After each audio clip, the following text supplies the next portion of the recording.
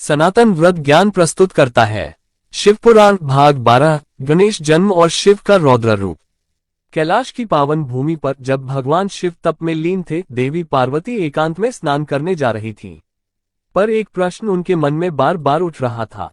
हर बार जब मैं एकांत चाहती हूँ, कोई ना कोई मुझे विघ्न पहुंचाता है। क्यों न मैं स्वयं अपना रक्षक बनाऊं। तब माता पार्वती अपने तन से निकली पवित्र उपटन से एक बालक की मूर्ति बनाती है और अपनी शक्ति से देवी ने उस उपटन में प्राण फूंक दिए और जन्म हुआ एक तेजस्वी बालक का। मां ने उसे पुत्र कहकर संबोधित किया और आदेश दिया, वत्स, मैं तुम्हें एक कार्य सौंपती हूँ। जब तक मैं स्नान न कर लूं, कोई भीतर न आए, चाहे वह कोई भी क्यों न हो। बालक ने सिर झुकाकर आज्ञा स्वीकार की और द्वार पर प्रहरी बन खड़ा हो गया। पर तभी ध्यान से उठकर भगवान शिव वहां पधारे अपनी प्रिया से मिलने। पर द्वार पर खड़ा था एक अनजान बालक जो उन्हें रोक रहा था। शिव ने आश्चर्य से कहा, कौन हो तुम जो मुझे रोक रहे हो। बालक दृढ़ स्वर में बोला, मैं माता पार्वती का पुत्र हूँ। जब तक मां भीतर है, कोई प्रवेश नहीं कर सकता। यह मेरी माता का आदेश है। ये सुनकर शिव का तेज बढ़ने लगा। उनके गण भी क्रोधित हो उठे, शब्दों की सीमा टूटी और एक भयानक युद्ध आरंभ हुआ। देवता, गण, ऋषि सभी स्तब्ध थे और कैलाश पर देवताओं और गणों में युद्ध होने लगा। लेकिन वह बालक अकेले ही सब पर भारी पड़ा।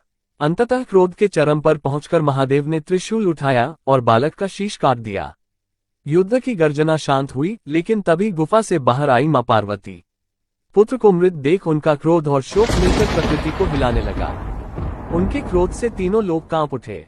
हे शिव, ये क्या किया आपने। उन्होंने प्रलय का संकल्प लिया, यदि मेरे पुत्र को जीवन न मिला तो सृष्टि का संहार ही होगा। अग्नि वर्षा होने लगी, दिशाओं में हलचल मच गई, देवी का रूप भयावह हो गया। शिव शांत हुए।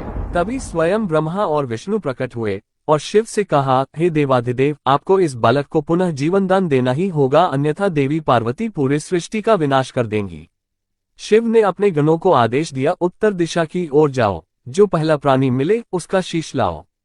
गण एक हाथी का मस्तक लेकर लौटे। शिव ने उसे बालक के धड़ से जोड़ा और कहा, मैं इसे पुनः जीवित करता हूँ, यह मेरा भी पुत्र है।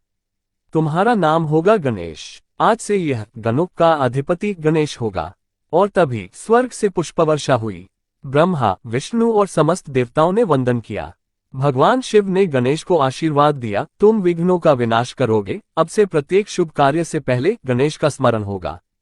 ये प्रथम पूज्य होंगे। मां पार्वती ने पुत्र को गले लगाया। कैलाश पर फिर से मंगल ध्वनि गूंजी और देवताओं ने पुष्पवर्षा के साथ आनंद उत्सव मनाया।